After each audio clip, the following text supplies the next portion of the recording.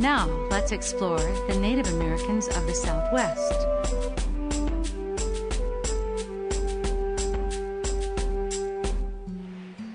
Much of the Southwest is desert. The Southwest is hot and dry. Rain almost never falls, and there are very few rivers and streams. However, despite the rigorous environment, many Native American people made their homes in the Southwest for thousands of years. These people formed groups or nations like the Hopi, Zuni, Apache, and Navajo. At first, the Native Americans of the Southwest found shelter in caves. Then, some people began to form bricks out of clay mixed with grass. It was called adobe. They used these bricks to build houses called pueblos. Pueblos were constructed on the sides of mesas. Pueblos were built with the help of everyone in the village. Men would build the structures, and women would put on the adobe. Small windows and doors kept pueblos dark on the inside. Inside it was cool during the day and warm at night. To get in and out of the adobe houses, ladders were used. The ladders were pulled inside when they weren't being used, and this kept unwelcome visitors out of their homes. Pueblos were like modern-day apartment buildings. They could be built to stand up to 7 stories high, and inside they were divided into many different rooms.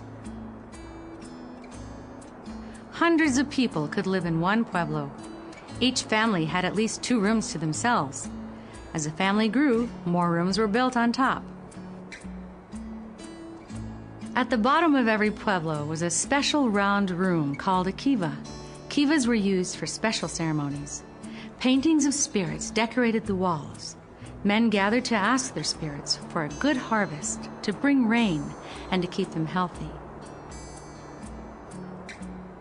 In the land of the Navajo, the people built a different type of home. It's called a hogan. There are 2 types of hogans, the male and the female hogan. The male hogan has 2 legs and is pointed at the top and is made of mud and sand. It is used for many ceremonies. The female hogan is shaped differently. It is a round dwelling with a domed roof. The dome is covered with dirt and tree bark, while the outside walls are filled with tree bark and clay mortar.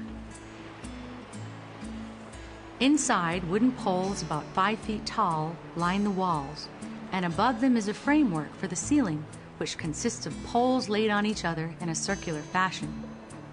The hogan, because of its thick earthen walls, is cool during the heat of the summer and warm during the winter months. Men and women worked equally hard to support their families. Men provided the food by planting squash, beans, and corn. Women helped in the field.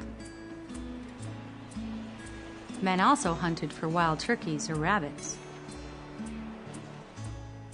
Women were in charge of the homes. They prepared the food and cooked meals. Corn was eaten at every meal, but in different ways. Native Americans knew over 50 different ways to cook corn. Daily duties such as fetching water, washing clothes, and cutting firewood were performed by women. Women also weaved baskets, made pottery, and created jewelry. Children helped with household chores. Young boys learned how to farm, hunt, and make tools from their fathers. Young girls would practice preparing food and cooking meals alongside their mother. The culture of the southwestern nations reflected the land around them. Clay pottery was decorated with paintings and carvings. They were called talking pots because the pictures told a story. Most clothing was made of cloth, although sometimes it was made of animal skin or fur. Some men wore skirts with belts and others wore pants. Women wore long dresses. The southwestern spirituality reflected the people's peaceful nature. They believed in loving all people, plants, and animals.